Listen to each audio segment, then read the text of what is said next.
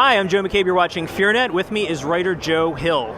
So, Volume 4 of Locke Key was just collected. Yeah. Volume 5 of Locke Key just begun. Can you talk about what's in store for the family in this volume? Yeah, so Gabriel Rodriguez and myself have been working on the story since 2007. We've had two very dark, bloody acts, and now we're headed for the final wind-up. And my idea about Locke and Key has always been sort of a reaction to the slasher films of the 1980s. In those films, we have characters like Freddy Krueger, and we find ourselves sort of rooting for them, because the people they're killing, the teenagers, you've got the jock, you've got the tramp, you've got the cheerleader, you've got the smart girl. They're just one-dimensional types, and you never wind up caring about them. And so they're just bowling pins to get knocked down. With Locke and Key, what we've done is we've given 30 issues in 3 years for you to get to know the teenagers. When we wrap things up with the final volume, then you have Nightmare on Elm Street, where the teenagers start getting knocked off one by one.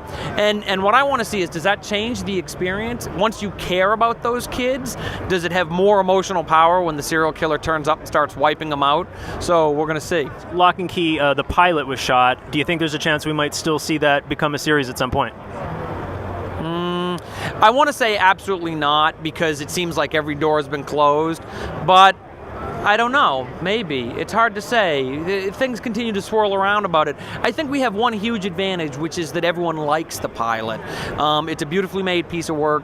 It's very frightening. It was beautifully acted. The script by Josh Friedman, when I first read it, I had a serious case of writer envy. I thought, oh my God, he writes better teenagers than I do, And so they came up with a very polished, finished product that feels like a quiet, independent horror film.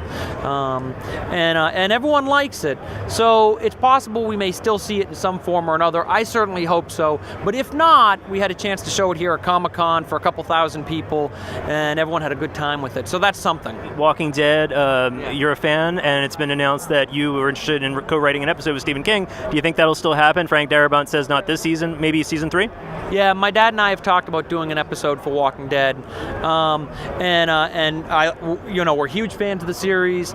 And we both love Frank Darabont, who is a friend, and love zombie stories. I'm a big fan of Robert Kirkman, who does the graphic novel. We didn't the schedules didn't work out for us to do it in season 2. If they want to have us, we'd love to help out with season 3, and it seems like they do want to have us. So I give it about a 90% chance of happening. Butterfigure presents FearNet Road Trip Comic-Con 2011.